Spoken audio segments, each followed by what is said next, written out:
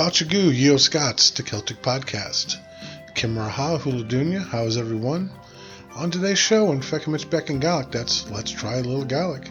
We're going to talk about Gaelic in Australia. And this entire podcast will be dedicated to our misunderstood Celtic nation down under. In Celtic history, we're going to learn about Celtic Australia. And in everyday Celtic ways, we're going to learn a little bit more about the song Far Away in Australia. Now, it's a song that I've really liked for a long time, but I really didn't know that much about it. We're going to hear music from the Merry Ploughboys, Loaded Strings, the Barley Shakes, and Ella Roberts. Now, if you haven't figured out the theme, all those bands are from Australia. Yeah, well, except for the Merry Ploughboys, but they do play there quite often. Now, as always, it's a wee bit of Irish trivia about Australia to test your knowledge to start us off. The historian Patrick O'Farrell argued that, in contrast to other colonists, Irish Catholics treated the Aborigines as equals, as evidenced by their willingness to intermarry, thus giving rise to the Irish surnames prominent among Aboriginal activists. Is that true or false? All right, you'll get the answer at the end of the program. Now check out the Olde Scot Facebook group where you can be a part of the Celtic culture and keep an eye out for the Celtic Badass of the Week, Celtic Music Spotlight, Learn a Gaelic Song videos, and the new one, the Dark Celtic History videos. Alrighty, Kershmaha, let's get started.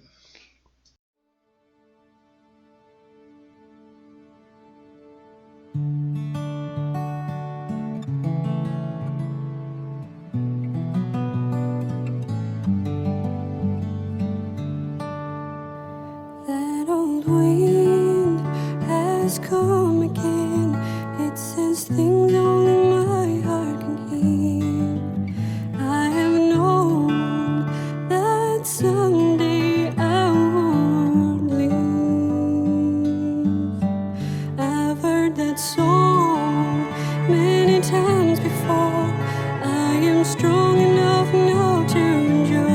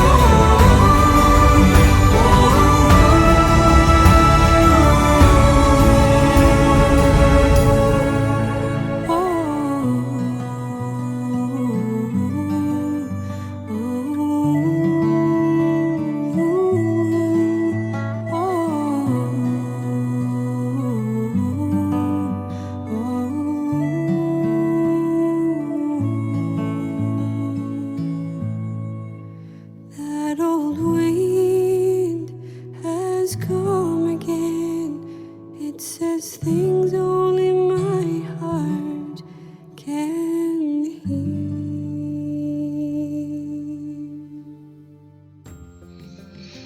All right, that was North Wind by Ella Roberts. And now it's time for Feuchamaich Beagan Gaelic, which is Let's Try a Little Gaelic. But today, we're not going to really get into any Gaelic. I wanted to talk about that over the past few months I've received notice that I have a growing audience in Australia, of all places. But that shouldn't be a surprise to me, since Australia is so full of so many expats from Ireland, Scotland, and other Celtic countries. Now, Australia really should be considered a Celtic country, because when I started my research into Celtic Australia, I was pleasantly surprised. As an American, the only information I've known about this wonderful country is what I've seen through movies and the media. I love Paul Hogan, but his character Crocodile Dundee didn't really help me any. Now, I have been promising those who took the time to message me that I would address my omission of Australia and all it has to offer. So I am dedicating a whole podcast of info and music in honor of that mistreated stepchild of a Celtic country. Now, when I looked into Gaelic in Australia, I was surprised.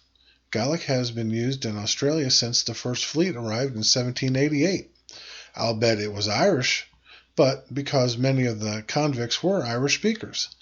Some of them even monolingual Irish speakers, meaning, of course, they only spoke Gaelic.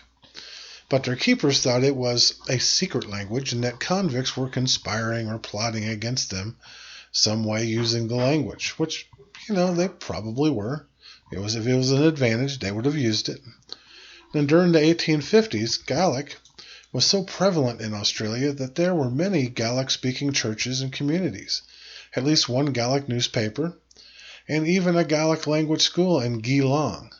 At that point, Gaelic was spoken most in small communities in northern New South Wales. Unfortunately, Gaelic didn't survive in New South Wales much past 1890, and church services were no longer held in Gaelic after the 1890s. Now, in Melbourne, there were quite a lot of Gaelic speakers, both Scottish and Irish, well into the mid-19th century. And in 1905, the Scottish Gaelic Society of Victoria was formed to maintain Gaelic culture, language, and music. At the time, Scottish and Irish Gaelic speakers comprised the largest language group in Australia after English. Now today, one of the biggest Gaelic presences in Australia is the Scottish Gaelic Society, or Cumann Gaelic Australia.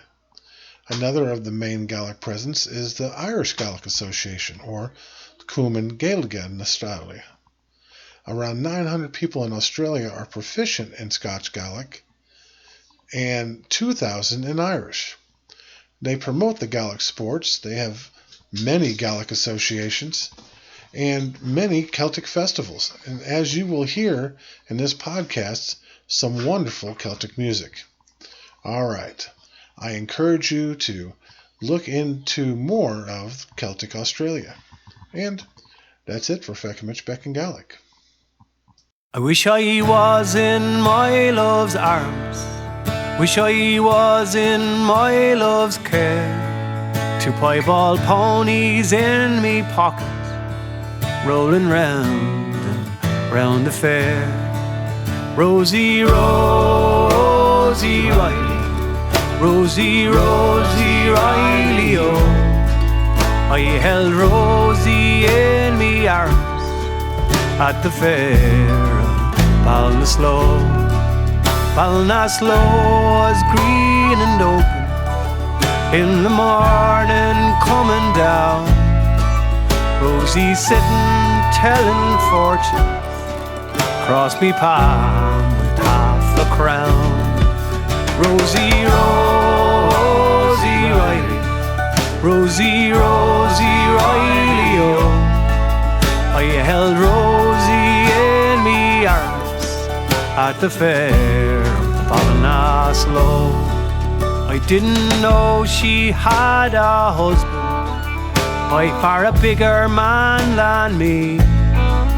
I didn't know he had two brothers, both as big and as bad as he. Rosie, Rosie Riley, Rosie, Rosie Riley, oh. I held Rosie in me arms at the fair of Ballinasloe. You have to go, Rosie! You have to go and leave me for Rosie, yes?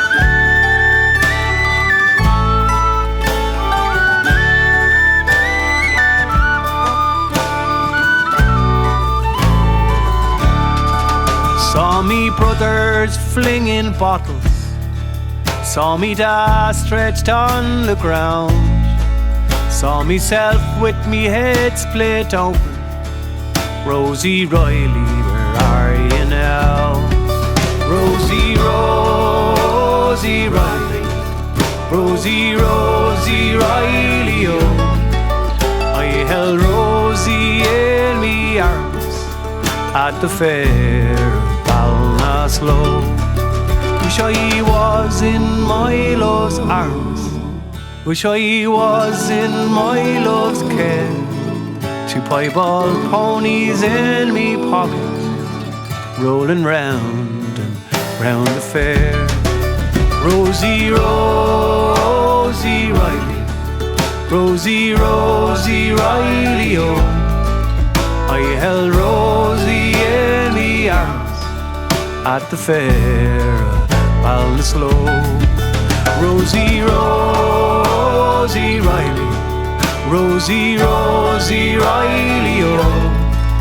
I held Rosie in me arms at the fair of Ballinasloe. Alright, that was Rosie Riley by the Barley Shakes. Now today on Celtic History, we're going to be talking about Celtic Australia. Now, how could Australia not be a Celtic nation, with so many of its citizens coming from other Celtic nations? The British government initiated the European settlement of the Australian continent by establishing a penal settlement at Sydney Cove in 1788. Now, between then and 1852, about 100,000 convicts, who were of all nationalities, Scotch, Irish, English, Welsh, and others, they were mostly tried in England, were transported to Eastern Australia, transported to Eastern Australia. Now, Scotland and Wales contributed relatively few convicts. The majority of them were Irish and English. The convicts were augmented by free settlers, including large numbers who arrived during the gold rush in the 1850s. As late as 1861, people born in England, Wales, Scotland, and Ireland outnumbered even the Australian-born population. The number of settlers in Australia who were born in the United Kingdom peaked at 825,000 in 1891, from which point the proportion of British immigrants to Australia steadily declined. From the beginning of the colonial era, about mid-20th century, the vast majority of settlers to Australia were from Britain and Ireland, with the British still being the dominant group, followed by the Irish and the Scottish. Now, the Irish, I believe, is the key to Australia holding on to its Celtic roots. The Irish have been in Australia since they first arrived in 1788. The influence of the Irish on Australia's ever-changing cultural, economic, political, and social life is significant. This is largely because the Irish and their descendants formed a third of the population up until 1914. From 1854 to 1914, the Irish were the largest immigrant group after the English. Now, during the World War I period, the mass migration from Ireland to Australia ended. Irish immigration had remained low ever since. The majority of Irish immigrants worked farms or in towns and cities and as a means to improve their family's condition, but even though they were Australian through and through, they held tight to that Celtic tradition, the traditions of music and culture that tied them to their ancestral homeland. The religion of the Irish helped them as well. Catholic nuns and priests who came from Ireland in the 19th and early 20th centuries assisted in developing Catholic churches, schools, and orphanages. This contributed to society's perceptions of this religious group during the first half of the 20th century in Australia. More specifically, Catholicism was often associated with the Irish population and gave the Irish a place to preserve their Celtic beliefs. Now, during this time, one's religious and ethnic identification played a major role in determining one's education and opportunities in life. Many descendants of the Catholic Irish often feel that their ancestors were victims in Australia due to British Protestant bigotry and discrimination, which harked back to a time in Ireland that they felt the same persecution, bigotry, and discrimination. Now, over the last 30 years, Australian engagement with Ireland has largely consisted of cultural exchanges. In the 1980s, there was a nationwide family history movement that put many in touch, some for the first time, with the stories of their Irish ancestors and their journey to Australia. And this was made possible by the generally expansive and well-kept Australian archival records.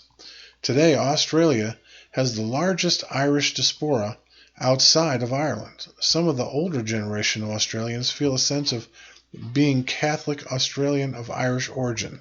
Irish culture remains immensely popular throughout Australia, among the Irish and the non-Irish alike. Those of Irish descent pay homage to their roots in various ways. Traditional music of all kinds has become popular and become a significant part of Australian folk's music scene.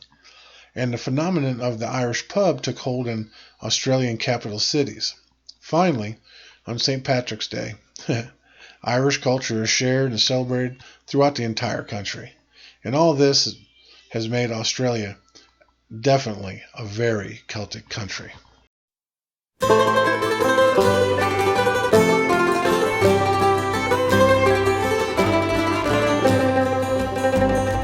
Sweetheart, I'm bidding you fond farewell, murmured the youth one day. I'm off to a new land, my fortune to try, and I'm ready to sail away. Far away in Australia, soon will fate be kind, and I will be ready to welcome the lass, the girl I left behind. Must we be parted, this fair one cried, I cannot let you go. Still I must leave you, the young man replied, but for only a while, you know. Far away in Australia, soon will fate be kind, and I will be ready to welcome the lass, the girl I left behind.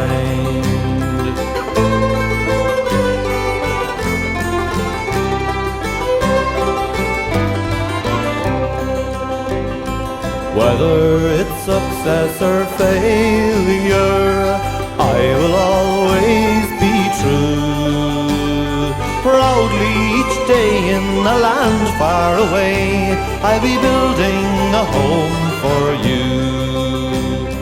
Far away in Australia, soon will fate be kind, and I will be ready to welcome the lass, the girl I left behind. Daily she waits at the old cottage gate, watching the whole day through, till a sweet message comes over the waves, in a new world to join the two. Far away in Australia, soon will fate be kind, and I will be ready to welcome the lass, the girl I left behind. Far away in Australia, soon will fate be kind, and I will be ready to welcome the lass, the girl I left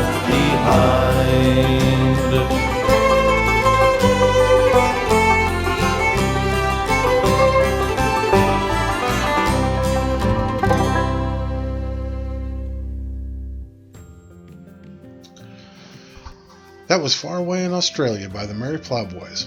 Now it's time for Everyday Celtic Ways. We're going to delve into the song Far Away in Australia. Immigration has been a feature of Irish history more than almost any other country in the world.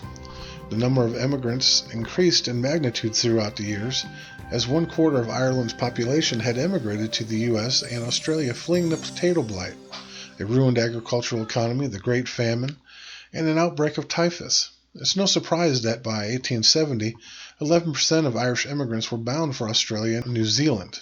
Regardless of anyone's attitude to Irish settlers, freemen, or convicts, the shortage of labor in the colony meant that there was work for everyone who wanted it.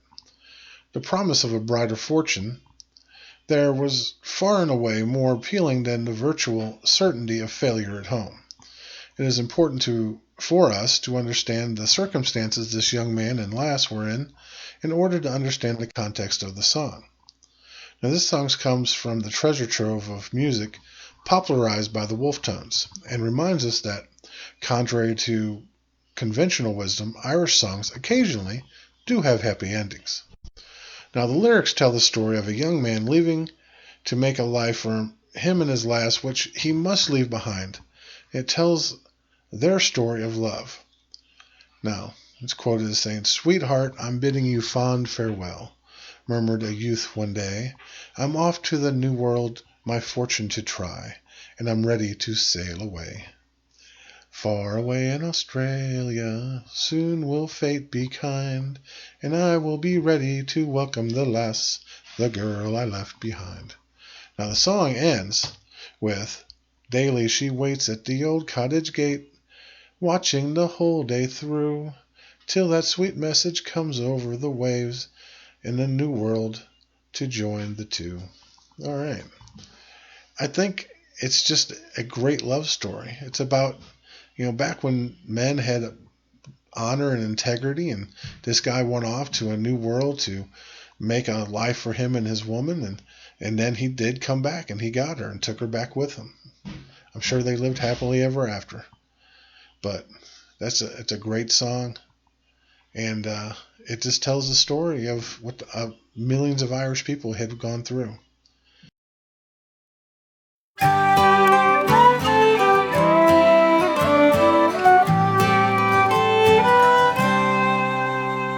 Sean sits on his own for days now, tip-tapping the keyboard, he's looking for love.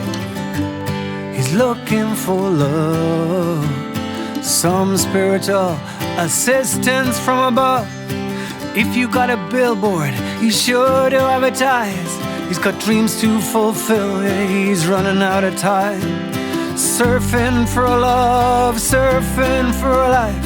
He knows he's good enough, he deserves to get it right.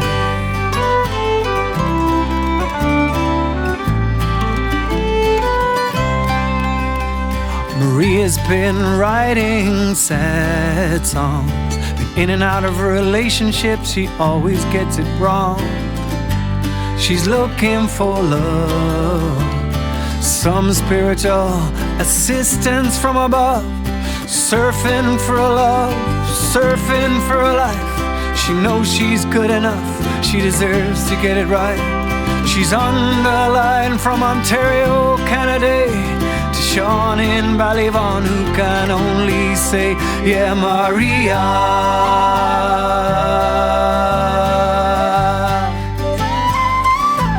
Ah, Maria.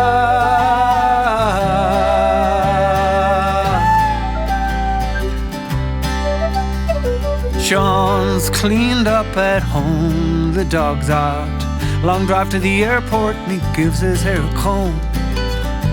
He's looking for love. There's a red and white airplane above. Maria hates traveling alone. Quick double brandy for the journey begun. She's looking for love. There's a house and a field in a place called Ballyvaughan. Surfing for a love, surfing for a life. Send your heart down the line. And moments from Ontario, Canada, to Sean in Ballyvaughan who can only say, yeah, Maria.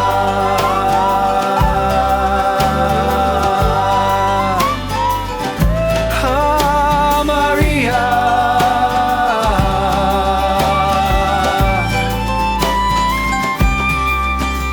Sean is on his knees. Maria dances to him. And